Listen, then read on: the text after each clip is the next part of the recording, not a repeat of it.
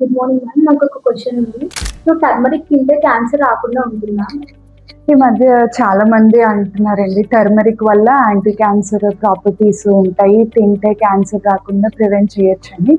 ఇది యాక్చువల్లీ కొంతవరకు సెల్ లెవెల్‌లో చాలా మంది అంటే ల్యాబ్ స్టడీస్‌లో కొన్ని రకాల యానిమల్స్‌లో ఇది ప్రూవ్ అయింది. Maybe cancer రాదేమోనని. హ్యూమన్స్‌లో ఎప్పుడు ఇది ప్రూవ్ అవ్వలేదనమాట. అంటే హ్యూమన్స్ టర్మరిక్ తింటే క్యాన్సర్ రాదని ఎప్పుడు ప్రూవ్ అవ్వలేదు. దానికి దీనికి డిఫరెన్స్ ఏంటి ma'am? So human biology different అండి. ఇప్పుడు మనం తీసుకునే టర్మరిక్ అంటే మీరు కూరల్లో వేసుకున్నా, మీరు పాలల్లో వేసుకున్నా, లేకపోతే క్యాప్సూల్స్ తీసుకున్నా, అది మనకి మోస్ట్ టైమ్స్ అసలు పొట్టలోంచి బ్లడ్‌లోకి అబ్జార్ప్షనే తక్కువ ఉంటుంది. ఏమన్నా అబ్జర్వ్ అయినా అది చాలా తొందరగా ఎక్స్‌క్రీట్ అంటే బాడీలోంచి వెళ్ళిపోతుంది. అది ఏదైనా ఎఫెక్ట్ చూపించే లోపు. సో అంత పని చేయకపోవచ్చు. ఇప్పుడు ప్రెజెంట్ మనకి మార్కెట్‌లో చాలా సప్లిమెంట్స్ ఉన్నాయి మ్యామ్ టర్మరిక్ రిలేటెడ్. సో, అవి తీసుకోవచ్చా?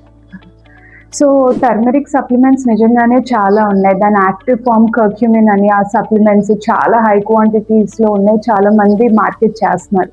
మా దగ్గరికి కూడా వస్తారు. కానీ నేను ఇందాక చెప్పిన పద్ధతే ఇక్కడండి. మీరు కూరలో వేసుకున్న సప్లిమెంట్ తీసుకున్న ఏమీ యాంటీ క్యాన్సర్ బెనిఫిట్ ఎక్కువే ఉండదు. అండ్ ఇన్‌ఫాక్ట్ కొన్ని కేస్ రిపోర్ట్స్‌లో అవి టూ మెనీ తీసేసుకున్న తర్వాత లివర్ ఫెయిల్యూర్ అవ్వడం, లేకపోతే బ్లీడింగ్ డిజార్డర్స్ రావడం ఇలాంటివి కూడా రిపోర్ట్స్ ఉన్నాయన్నమాట. సో నేను అస్సలు రికమెండ్ చేయను. సో, ఫైనల్‌గా టర్మరిక్‌తో యూజ్ ఏంటి మేడం? మీరు కన్జ్యూమ్ చేసే అన్ని ఫుడ్స్‌కి హెల్త్ బెనిఫిట్ ఉండాల్సిన అవసరం ఏమీ లేదండి. కొన్ని సంవత్సరాల నుంచి కొన్ని జనరేషన్స్ నుంచి మనం టర్మరిక్ కుకింగ్‌లో వాడుతున్నాం. It adds to the taste of your food. It's a great spice to have.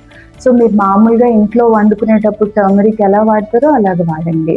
ఎక్కువ అవసరం లేదు, తక్కువ అవసరం లేదు.